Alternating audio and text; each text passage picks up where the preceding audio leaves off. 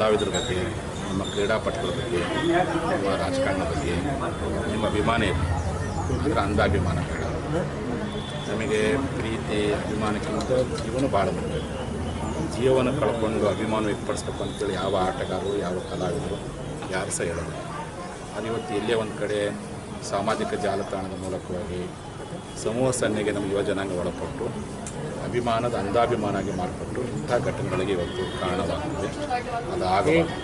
ಇವತ್ತು ದಕ್ಷಿಣ ಭಾರತದ ಒಳಗಡೆ ಯಾರಾದರೂ ಚಲನಚಿತ್ರ ನಟರ ಮೇಲೆ ಅಭಿಮಾನ ಇದ್ದಂಥದ್ದು ಅವ್ರಿಗೇನಾದರೂ ಅಕಾಲಿಕ ಮೃತ್ಯುವಾದಾಗ ಆತ್ಮಹತ್ಯೆ ಮಾಡ್ಕೊಂಡು ಇಂಥ ಅನೇಕ ಘಟನೆ ನಾವು ಕಾಣ್ತೀವಿ.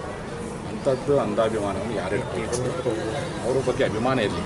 ನಮ್ಮ ನಾಡನ್ನು ಸಾಂಸ್ಕೃತಿಕವಾಗಿ ಕ್ರೀಡೆಯ ಮೂಲಕವಾಗಿ ಶ್ರೀಮಂತಗೊಳಿಸುವಂಥ ಕ್ರೀಡಾಪಟುಗಳ ಬಗ್ಗೆ, ಕಲಾವಿದರ ಬಗ್ಗೆ ಗೌರವ ಇರಲಿ, ಅಭಿಮಾನ ಇರಲಿ.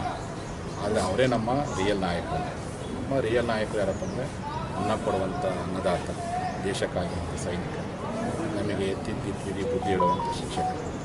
ಅವರು ಕಲಿಸಿದ ಮೇಲೆ ನಾವು ಒಳ್ಳೆಯ ಕ್ರೀಡಾಪಟುಗಳಾಗ್ತೀವಿ, ಒಳ್ಳೆಯ ಚಲನಚಿತ್ರ.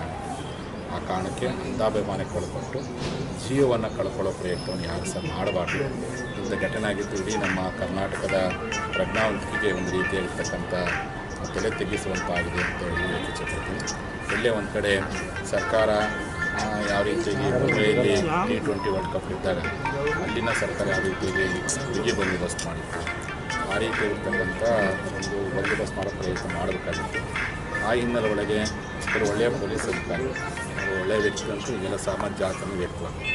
ಅಂಥ ಒಳ್ಳೆಯ ಪೊಲೀಸ್ ಅಧಿಕಾರಿಗಳು ಯಾರೋ ಮಾಡೋ ತಪ್ಪಿಗೆ ಅಂಥವ್ರು ಇವತ್ತು ಎಲ್ಲೇ ಒಂದು ಕಡೆ ಸಸ್ಪೆಂಡ್ ಆಗೋದನ್ನು ಕೇಳಿ ಇವತ್ತೆಲ್ಲ ಜನ ಇವತ್ತು ಬೇಸರ ಮಾಡ್ಕೊಂಡಿದ್ರು. ಹಾಗಾಗಿ ಯಾರು ವೈಫಲ್ಯಕ್ಕೆ ಕಾರಣದಲ್ಲ ಅಂಥ ಅಧಿಕಾರಿಗಳ ಮೇಲೆ ಕ್ರಮ ಕೈಗೊಳ್ಳಿ.